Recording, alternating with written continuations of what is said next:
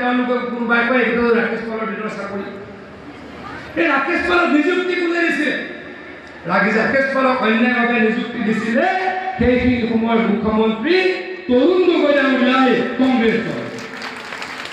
বিপ্লৱ শৰ্মাৰ প্ৰতিবেদনত কোৱা হৈছে যে অসমীয়া ছোৱালীয়ে APSC চাকৰিৰ কাৰণে সতীত্ব দিব লগা হৰণ কৰিব লগা হৈছে।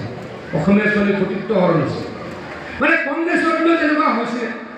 আজি কোনোবাই ক'ব পাৰিব যে কোনোবা কংগ্ৰেছৰ কোনোবা বিজেপিৰ মন্ত্ৰী বিধায়কৰ ঘৰৰ ACSৰ চাকৰি পাইছে? আজি কোনোবাই ক'ব পাৰিব ৰূপক শৰ্মাৰ ঘৰৰ ল'ৰা ছোৱালীয়ে কোনোবাই চাকৰি পাইছে?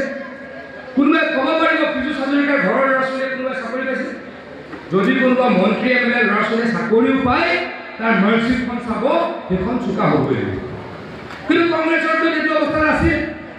প্ৰত্যেকবাৰে ACSৰ চাকৰিৰ ৰিজাল্ট ওলায়, APSৰ চাকৰিৰ ৰিজাল্ট ওলায়, হয় কেতিয়াবা নীলমণি চেণ্ডেকাৰ ল'ৰাই পায়, হয় কোনোবা বেলেগৰ ল'ৰাই পায়, আৰু কি হয় পাছত প্ৰমাণ হয় তেওঁলোকৰ ল'ৰা ছোৱালী চোকা নহয়, তেওঁলোকে বক্ৰ পথৰে বেকা পথৰে চাকৰি লৈছিল আৰু চাকৰিবিলাক গুচি গ'ল।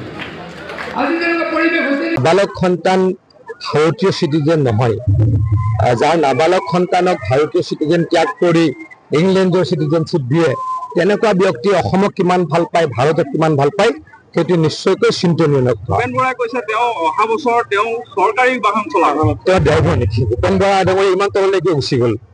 তেওঁ ক'ব চৰকাৰী বাহনত বহিম, তেওঁ কৈ দিলে মই চলাম, তেওঁ নিজে কিমান এতিয়া বেলেগ দলৰ নাই। হিমন্ত বিশ্ব শৰ্মা ডাঙৰীয়াৰ নেতৃত্বত বিজেপি চৰকাৰে যথেষ্ট উন্নয়নমূলক কাম কৰিছে। আপোনালোকৰ সন্মুখত ৰাইজক সুধিছোঁ, ৰাইজে সকলোৱে ভাল কথা কয়। গতিকে এইখিনিয়ে আধাৰ আমি জিকাই আমি বহুত ভাল ৰিজাল্ট কৰিম।